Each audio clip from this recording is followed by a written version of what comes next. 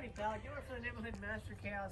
Back with you with another review roundup. Now, to make up for the last review roundup, where I had to cut it short at 3 titles, I normally do 6. Today I'm going to make it up to you. I'm going to do 7. I'm going to review 7 beautiful physical media titles for you today on this roundup.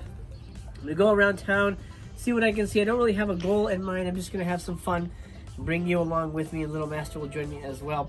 While we're here, let's take care of the first one. Dragonwyck here from Indicator Powerhouse, starring the beautiful Gene Tierney, the amazing and the young Vincent Price. This is a wonderful film written for the screen and directed by Joseph Mankiewicz. This, just a heads up, is Region B. That's what I thought. It's a Region B locked, 103 minutes, 1946. This is a wonderful film. Think Rebecca, think those Wuthering Heights, Jane Eyre, that type of movie, but the ending to this movie packs a punch. There is no movie like this. Now, I would say the first, oh gosh, hour plays like a love story, a torrid love story kind of thing. There's some sort of seedy things happening, you know, there's a seedy undercurrent. We don't really know what's going on, what the plot is really. Then it devolves into drug addiction, murder, insanity, psychosis, all spearheaded by an amazing early performance by Vincent Price and the beautiful Gene Tierney as a beleaguered wife.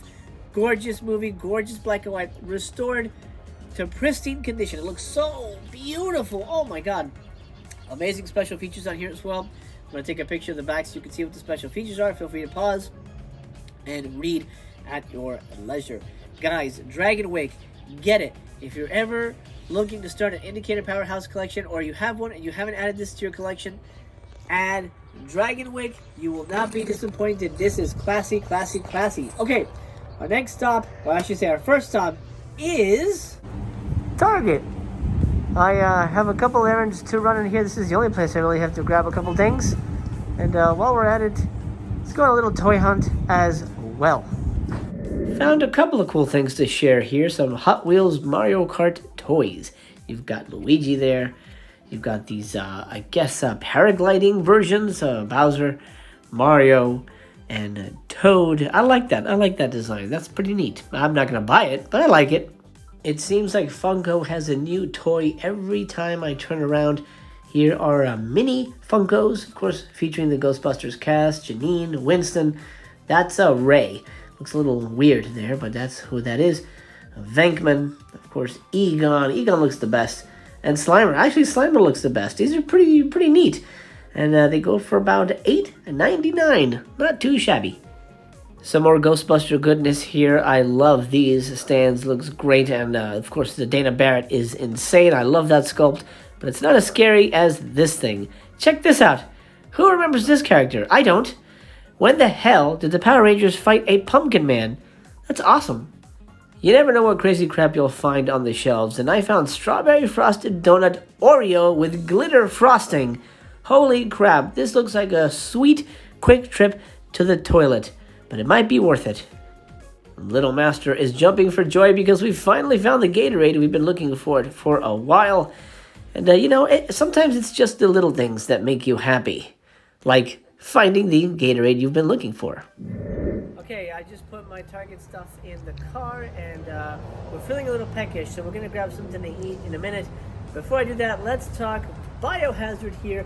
This is a classic Fred Olen Ray monster movie, sci-fi extravaganza. Picture the reverse of E.T., a little alien, this time played by Fred Olen Ray's son, Chris. He's in a little monster costume, and he runs around.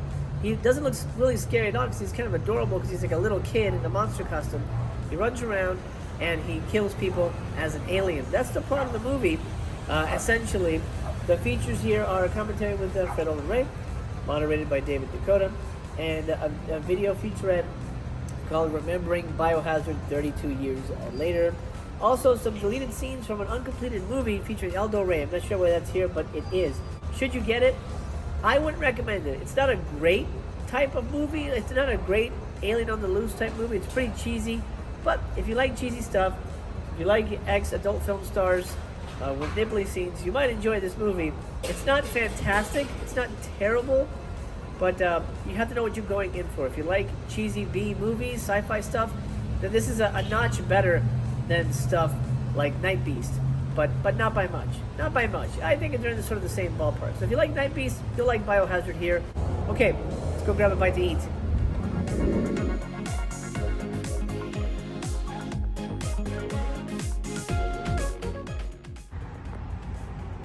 Kind of a dark and stormy day today. Love the contrast here of a clear blue sky and then just a really creepy dark bunch of clouds there. Woo, that's not a sight you see very often in California. It's kind of beautiful against the palm trees though. I love that. Decided to pass on the food court. I don't think it's safe enough to eat at the food court just yet, especially with the virus still prevalent. So I grabbed a bag of chips. And my jelly beans. You're gonna spill the jelly beans everywhere. You're gonna spill the jelly beans everywhere. You got a bag of jelly beans. A box, I should say. And I got real sugar Pepsi. Let me know in the comments. Are you Team Coke or Team Pepsi? I'm both. Delicious. Well, while we have our little snack here, let's talk Criterion's release of Fail Safe. Now, this is a film directed by Sidney Lumet, or Lumet, however you pronounce it, from 1964. 112 minutes, black and white. Really great Cold War era thriller with an amazing cast. Henry Fonda plays probably the world's greatest president that we'll never get a chance to have. Walter Matthau plays a political strategist who's basically wants to bomb the Russians immediately. Essentially, what happens is a plane goes off track. They get a mixed signal, and they think that we want them to go bomb the Soviet Union. It's a mistake. We can't get in touch with the airplane, and now we're facing World War III. This is a very tense movie, probably one of the tensest all-dialogue movies ever. No action in this movie, no explosions, no nothing. It's people talking in a room, but it is tense. It is hard-boiled. It is nail-biting. It is really great stuff. I think you'd probably be bored by it, to be honest. It's a little too much talking. It's a little stuff. I mean, it's a mature movie. It's not really made for kids. When you're older, I think you'll love it, though. I think you'll love it. Would you give it a chance when you're older?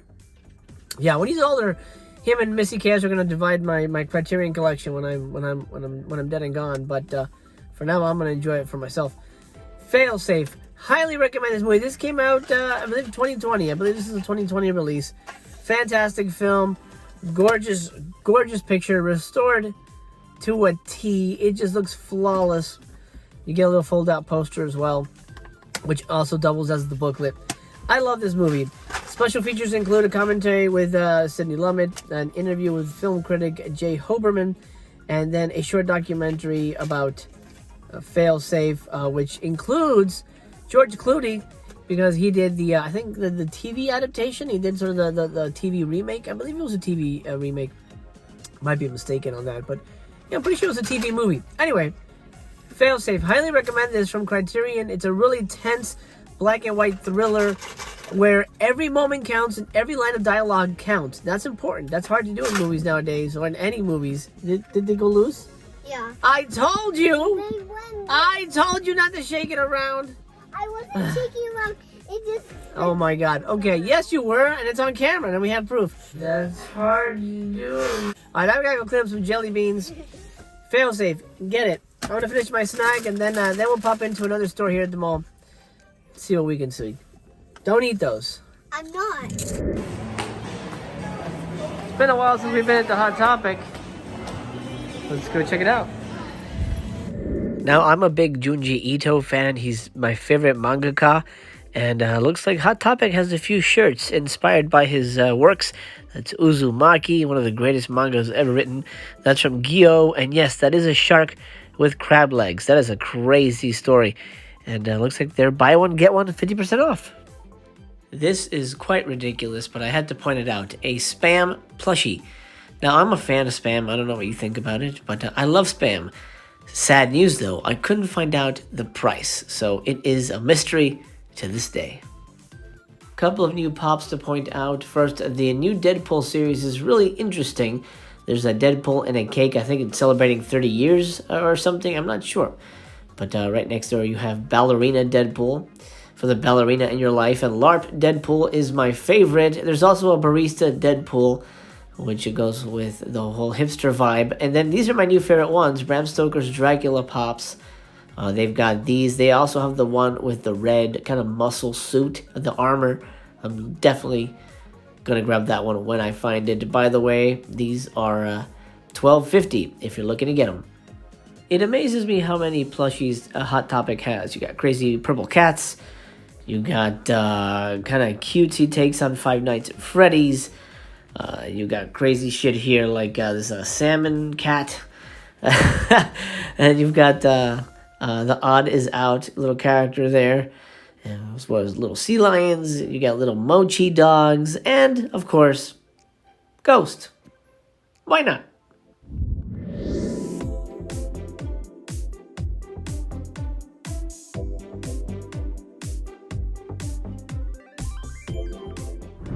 Next up, let's chat Le Visiteurs du Soir. I'm sure I butchered the hell out of that. French film. Marcel Carnet, of course, the director of Children of Paradise, which is a fantastic film. Long film, but really great film. This is an equally fantastic movie. Essentially, the devil sends two of his demonic angels down to this sort of medieval village to sort of cause havoc and woe when it comes to affairs of the heart.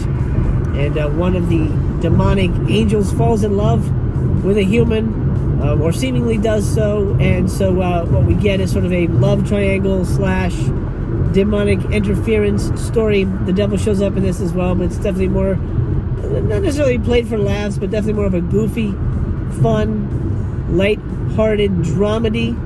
I would say the comedy's more unintentional than intentional. But it's definitely more of a drama, more of a romantic movie about essentially a demon falling in love and all that good stuff. It's a very interesting film, black and white. I want to say the year is 1942, 121 minutes. This Criterion release has just a documentary, if I'm not mistaken. Yes, just a nice little documentary plus a booklet as well, talking about the film and Marcel Carnet and things like that.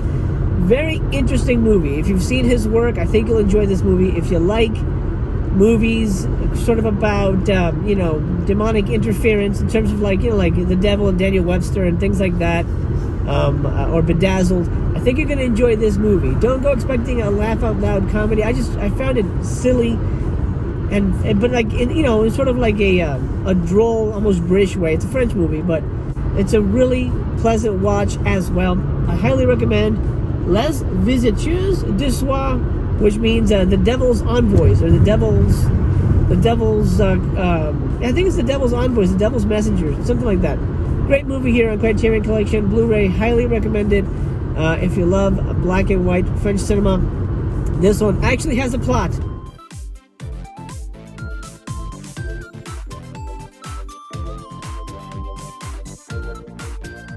Okay, gotta charge the old Tesla, but while that happens, let's talk rare, out of print, AGFA titles. Specifically, Smut Without Smut. Now, this came out, I believe, for the Black Friday sale, if I'm not mistaken. This was sort of announced on the Black Friday sale. Smut Without Smut. What is it? It's a 2-pack of movies. Includes the films Things to Come and Dirty Dolls. Now, I had heard of none of these movies. I don't collect adult films. I watch them, of course, but I don't collect them necessarily. Comes in this lovely slip here. This is Dirty Dolls. This is Things to Come. This is out of print. You can't find this unless you go on eBay and spend a ridiculous amount of money on it. So I'm not going to spend too much time on whether you should get it or not. I will say right off the top, I wouldn't get it. I'm not even sure if I'm holding on to this one, so if anyone's interested in this, let me know. I'm willing to let it go. Things to Come is a takeoff, of course, H.G. Wells' Things to Come, but a porno version, kind of like another sex world.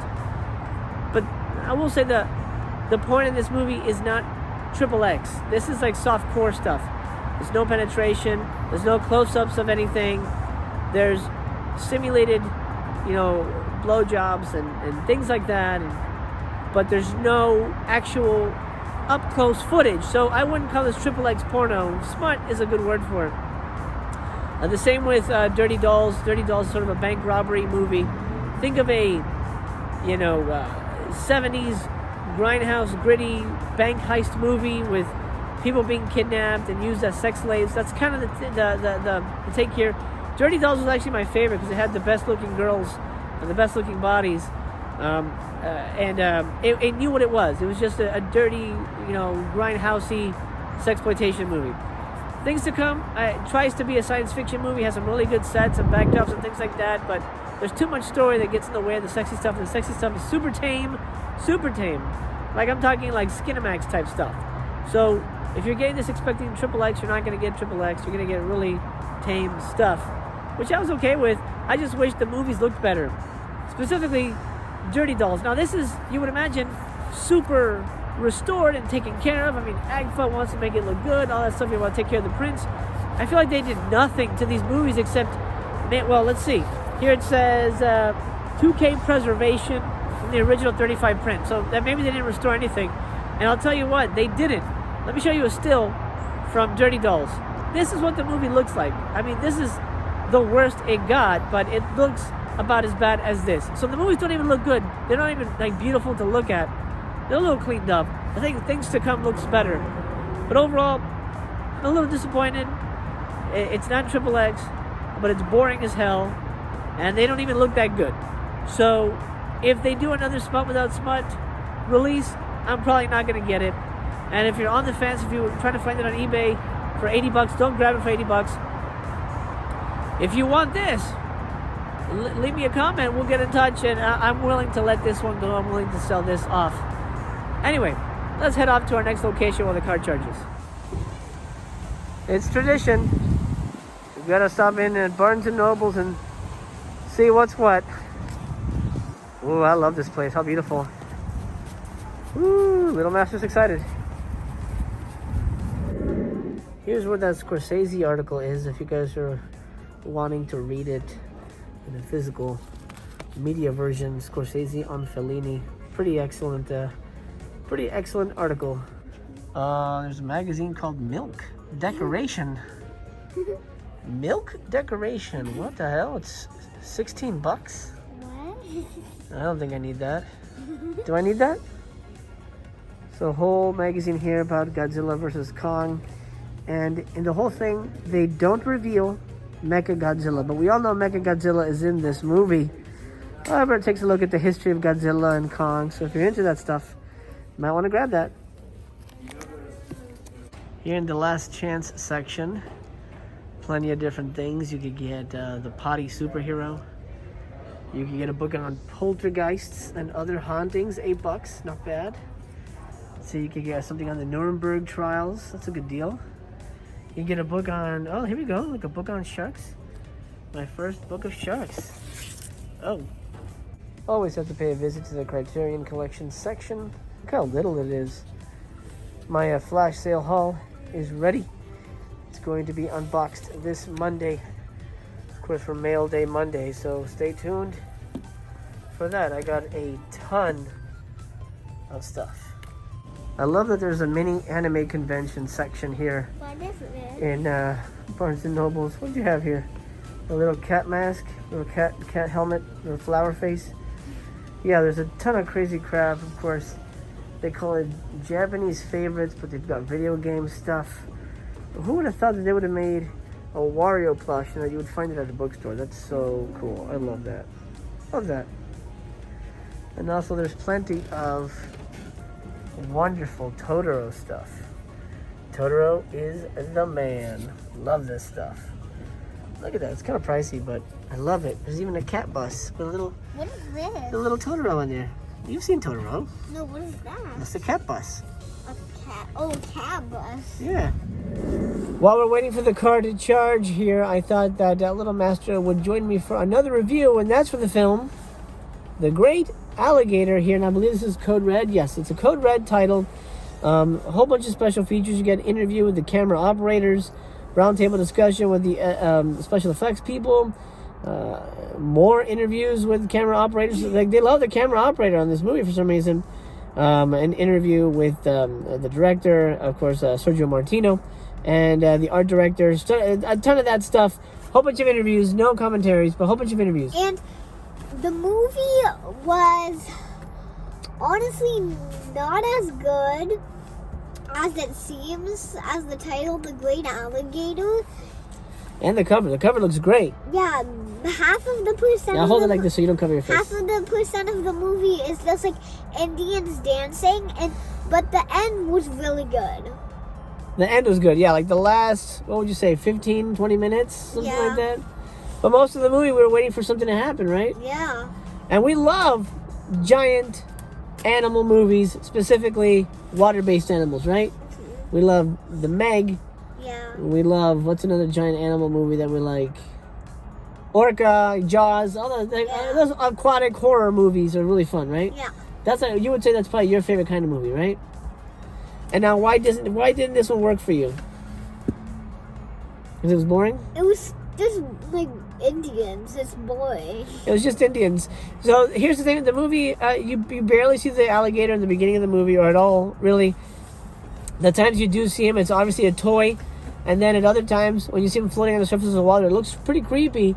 But they use it so sparingly that you know that they didn't really have a full alligator creature like Killer Crocodile that Severin released. That movie's a masterpiece. Yeah. That's right up there with Jaws and those kind of movies. Like, that's a great giant monster movie or aquatic horror movie.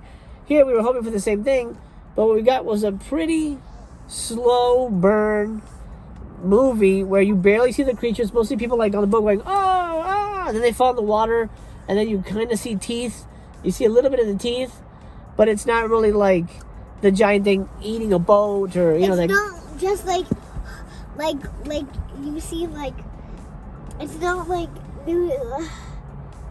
it's not just like the alligator's like and then you see the whole thing jumping up and eating everyone. Right. I couldn't have put it better myself. Kind of disappointing. I'm a little disappointed. You were disappointed too. I know you kept asking, when is this over? When is this over? When is it? Where's the alligator? Where is the alligator? It's gotten dark outside already. Been a long day.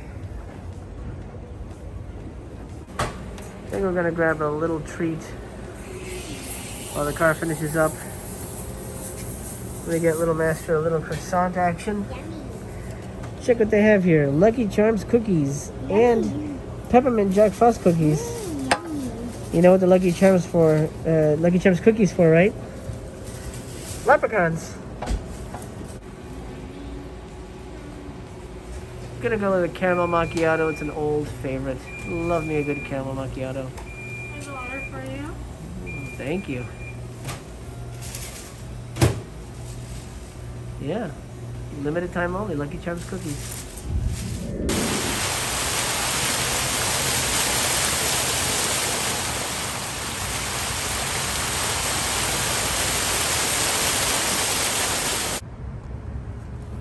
Ooh, that's good. Caramel macchiato always hits the spot, right? I don't know what that means, but sure. Yeah, just agree. That's good.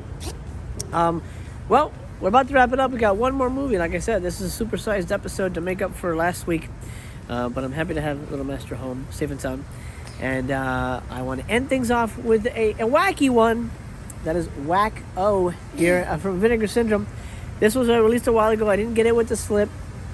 But where do I start with Wacko? Here's the inside. This is one they used to do DVD and Blu-ray combos. This is not so much a horror spoof as more of a trying to be an original horror comedy. I mean, it's essentially about a lawnmower killer that wears a pumpkin on his head and kills people.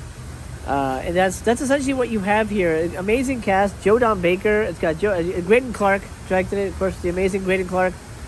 Joe Don Baker's in this. Andrew Dice Clay, Stella Stevens, George Kennedy. George Kennedy plays an incestuous father. Really weird. I don't know where the humor comes from there. I'm not sure they went in that direction, that they thought that was a funny thing to have George Kennedy be a dad that likes to spy on his daughters. It's a little weird. It's a little weird. It wasn't really funny. It's just really off-putting. I'll say the comedy here is hit and miss. If you like your scary movies to be funny, like if they make you laugh a little bit, is that okay with you? A little bit. Yeah. But sometimes, if I'm in the mood for funny movies, I would want scary movies and funny movies. But sometimes, if I'm in the mood for scary, I just want scary movies. Gotcha. Okay. Well, if you're in the mood for a funny movie, I think Wacko is pretty good. Is it, compared to Pandemonium, also released by Vinegar Syndrome, is it better than Pandemonium? I think Pandemonium is a better movie. Yeah, the name is Wacko. If you want something funny, Wacko. Yeah, this is definitely a wacky movie, but it's not as good. I think Pandemonium is better. This is an okay movie. It has a really interesting twist, actually, in the finale. So it has a kind of a cool serial, slasher movie twist at the end. But it's a little, it tries your patience a little bit. I'll say that. So if you're not into horror comedies, Wacko is not for you. But if you're okay with a little comedy in your horror, well, I don't know that you could do worse, but it's not bad. I'll go with that. It's not bad. I'm gonna give this one. I'm gonna give it 2.5 stars. 2.5 stars because I really like the ending. I like the cast, and besides a couple of questionable items, it's not a bad watch. I'd say a marginal recommendation from me. And from you, kind of, but you never watched it. I have no idea what it's about. So, thank you for joining me. I'm glad you're okay. Thank you for joining me, pal. Let's call it a day. This has been your Philly Neighborhood Master Chaos. This has been Little Master. Back home, safe and sound. We'll see you tomorrow. We'll be here. I hope you will be as well. I'm reviewing the Gialli Volume 3 box set from Vinegar Syndrome. Stay tuned for a Blu-ray box set Sunday. I'll see you then. I hope I do. Your Philly Neighborhood Master Chaos. And he will be drinking coffee. And? Be continued. Be continued.